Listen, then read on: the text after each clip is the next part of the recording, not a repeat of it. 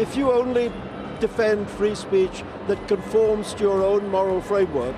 Bravo, Rushdie! Bravo!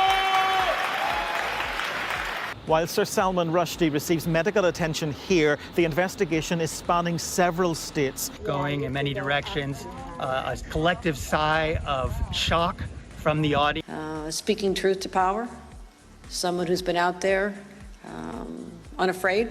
I mean, I'm being awarded a Courage Award, but the true courage was not shown by me. Pen has always been important to me, and so if there was going to be an event, it would probably be this one.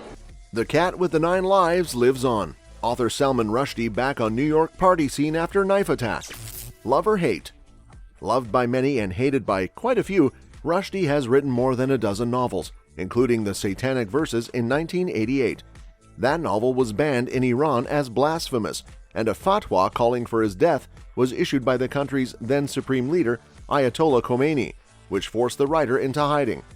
The Indian-born British-American has been threatened with demise since 1989, a year after the publication of his novel The Satanic Verses, when the Iranian supreme leader, Ayatollah Ruhollah Khomeini, issued a fatwa calling for his assassination and set a bounty of $3 million for his death.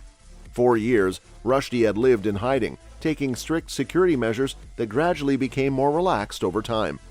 33 years after the fatwa was issued, Rushdie, 75, was seriously injured as he prepared to give a lecture at the Chautauqua Institution in Western New York in August 2022.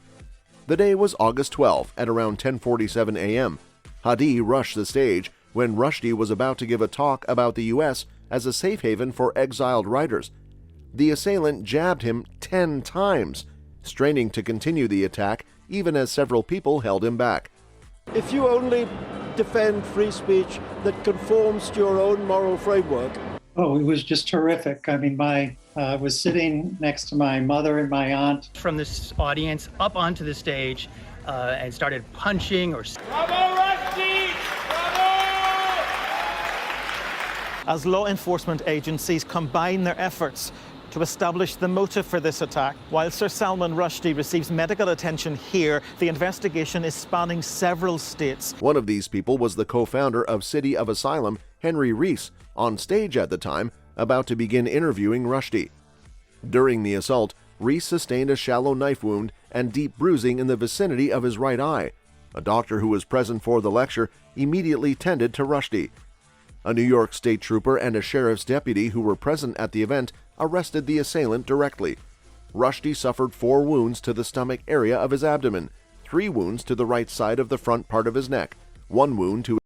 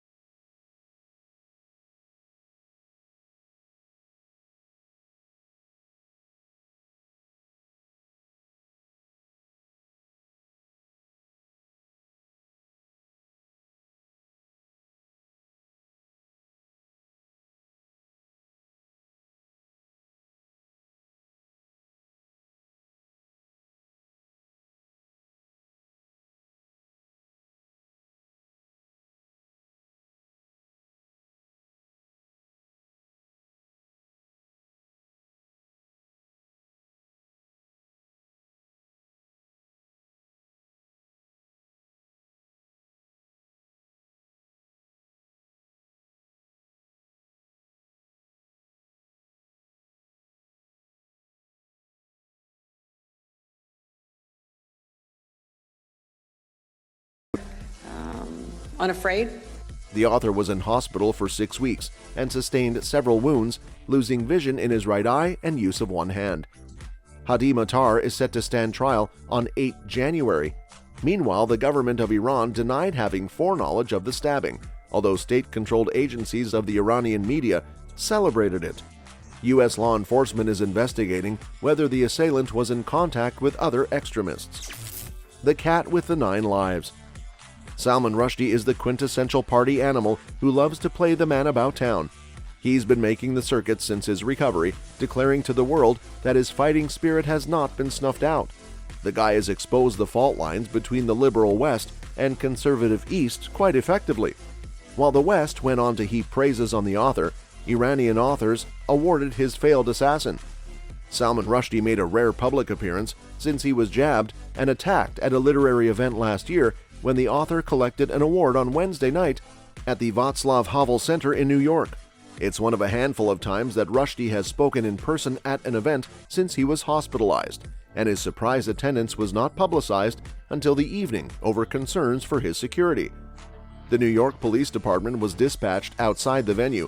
He was doing what he does best, regaling smoking hot women and generally rolling out his whole international debonair genius thing on the New York nightlife circuit. "I apologize for being a mystery guest," said Rushdie, appearing on stage at the annual Living in Truth ceremony while wearing a black button-up shirt and matching black suit. "I do not feel at all mysterious, it just made my life a little bit simpler."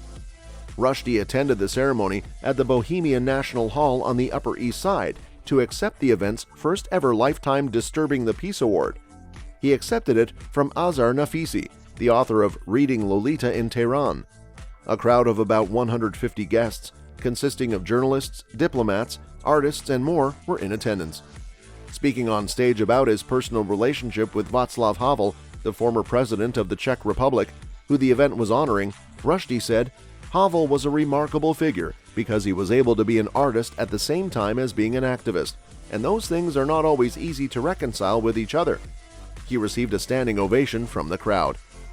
Next up, Rushdie appeared at the Library Lions Gala on Monday at the famed 42nd Street home of the New York Public Library, where he told us he's feeling well after the attack.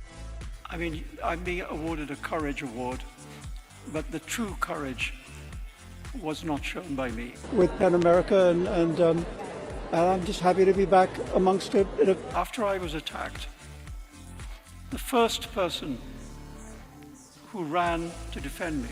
PEN has always been important to me, and so if there was going to be an event, it would probably be this one. Was Henry Rees of the Cities of Asylum Project in Pittsburgh, who was on stage with me. Completely, it's been unbelievably helpful.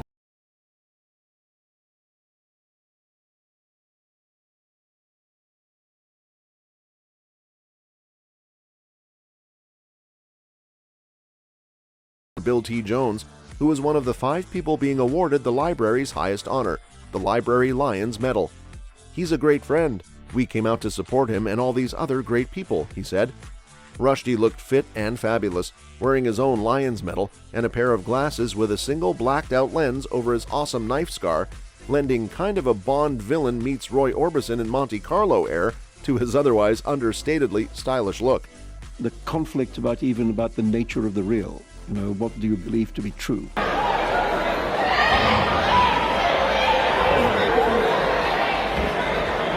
Has never been as extreme as it now is. With regard to what happened, the event at Chautauqua, New York. We were excited to hear him speak, and all of a sudden, this guy comes out of nowhere. "I'm a lion," he added. "I'm an old lion. I looked on the back of this medal and it said 2008, 15 years ago. It feels like yesterday." But he wouldn't spill about his upcoming memoir, Knife. "It comes out in April," he said. "I'll tell you more in April." Also receiving the award were cookbook megastar Ina Garten, kite runner author Khaled Hosseini, The Last Million author David Nassau, and filmmaker Steven Spielberg. One reported sleuth overheard one well-read wag say of Spielberg's honor, "Have they run out of authors to give it to?"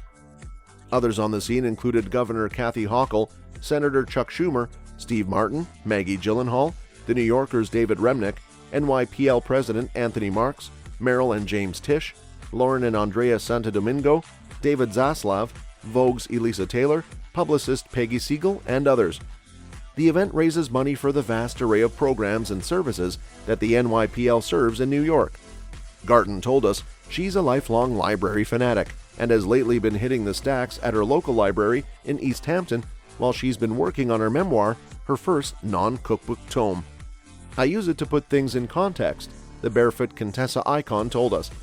"I was talking about food in the 70s when I got into the food business, so I was able to do a lot of research with newspaper to remind myself what other specialty food stores there were, so it's wonderful."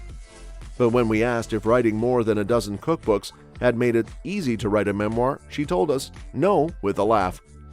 Meanwhile, Senator Schumer got the night's big laugh from the learned crowd. He said he'd recently met Jay-Z at an event for the city's other great library, Brooklyn Public Library. I told Jay-Z that even though our lives took us in very different directions when we were both poor kids growing up in Brooklyn, but we do have something in common. As the Senate Majority Leader, let's just say I've got 99 problems, most of them Republicans. That's all we have for you, folks. Join us next time.